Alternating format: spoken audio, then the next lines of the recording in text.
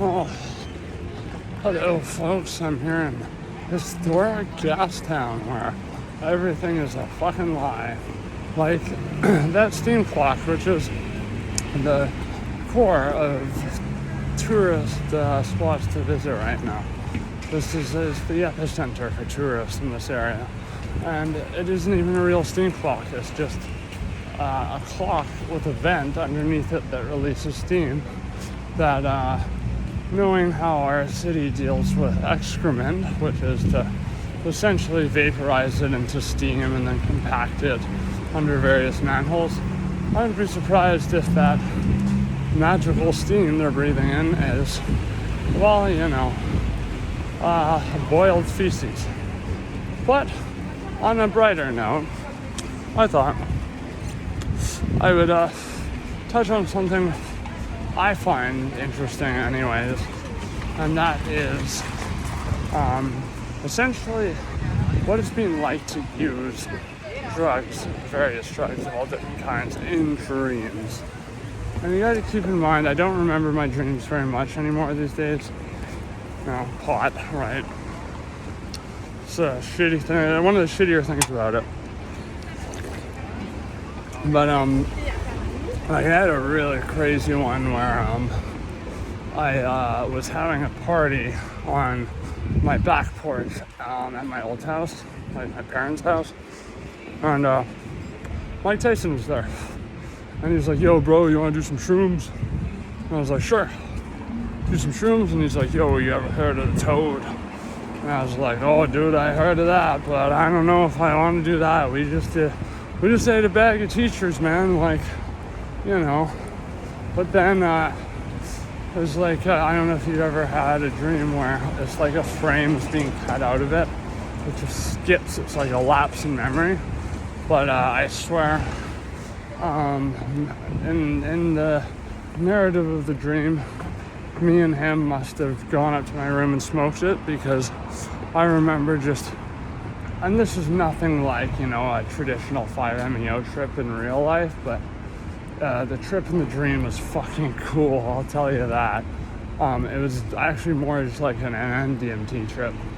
But basically it was like I was flying through the city, and the city was like all made of steampunk shit, but then it had an inverted city coming down from the sky that mirrored it perfectly.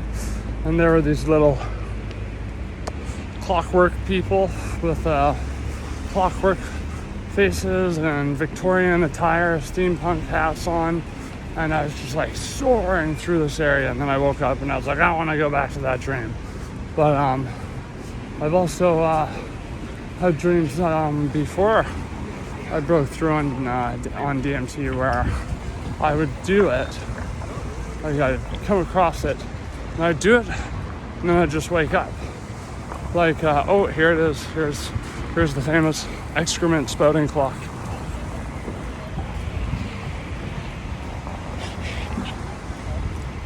And a guy with a big pair of balls. I probably did not get a very good shot of that, but I don't care because it's not really even worth looking at.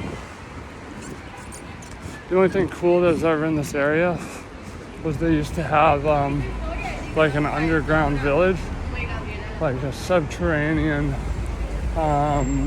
village, I believe, from the early 1900s, when this area was still mostly like the import-export was based around the piers, and so the business just kind of built up around the piers, and nature was still everywhere. South of here, they had this underground place that I don't know why people lived there, but all I know is because they were like panning for something, not like gold, like clay or something like that. And they would live underground, but they had to eat like insane amounts of oranges and stuff like that to stave off scurvy, but a lot of them still became anemic anyways. Yeah, but I digress. A little fun fact for you. It's probably still there, it's probably just blocked it off from the public. But yeah. So I had dreams where I just woke up. I'm not the type of person who wakes up and I die in a dream a lot of the time. A lot of the time I die in a dream and the dream continues from like either the perspective of someone else in it or the perspective of like a bird's eye perspective, like I'm viewing it from almost like out of my body. It's crazy, but I have though, like once I had a dream as a kid that I jumped on a tiny trampoline and it sent me flying like 40 feet in the air, and I was just screaming down. I could feel the wind just like pushing against my face. Right as I was about to smash into the cement, I woke up. So I have had dreams where I've died. I've like woken up as soon as I've died, but I would say that's definitely comparable to like those early dreams of doing DMT. But the more unpleasant ones were not just when I was an active user of hard drugs, but when I was recovering. I still had that itch, or I was still in that 6 months of post-acute withdrawal where I would have dreams of scrounging for a bag, finding one, and then it's just like sand. And it's like me just like literally chasing nothing the whole time. But I mean, what is that dream trying to say? I think the message is pretty obvious there. So that's kind of what you're doing, like when you're chasing the dragon, you're going after nothing, you're devoting your life to nothing, and it's completely valueless and a complete waste of every fiber of your being. But I get, why people do it. I wanted to blot out the reality of my existence, and it did that very well. But also, doesn't matter how lonely you are if you have heroin, and you feel like you're comforted. You feel like you're comforted by some warm blanket. Fentanyl, on the other hand, just knocks you out for 6 hours, and then you wake up and you're in withdrawal. Whoopee. Still, like, kind of baffles me why that's like the big drug of choice right now. But anyways, yeah. So I had a lot of those, but I also had similar dreams where I would relive sort of traumatic things, like doing the West Coast Trail. And you're probably laughing at me like, oh, doing the West Coast Trail was traumatic. Well, fucking listen to my story on it, man. It was something else. I thought my friend was gonna die. I thought we were all gonna die. Hypothermia happened.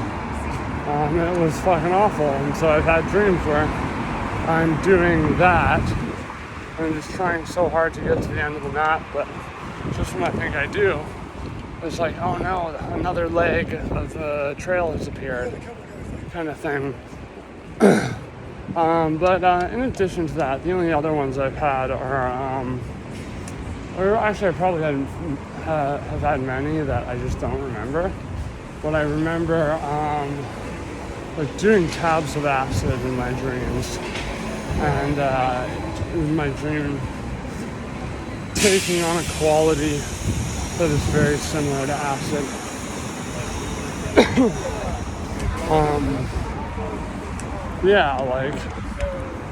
I think that's about the extent of it. But as I said, there's probably many I remember many I've had that I don't remember. I'm fucking stoned. I'm surprised I've been this lucid so far. God damn it. But there's got to be more.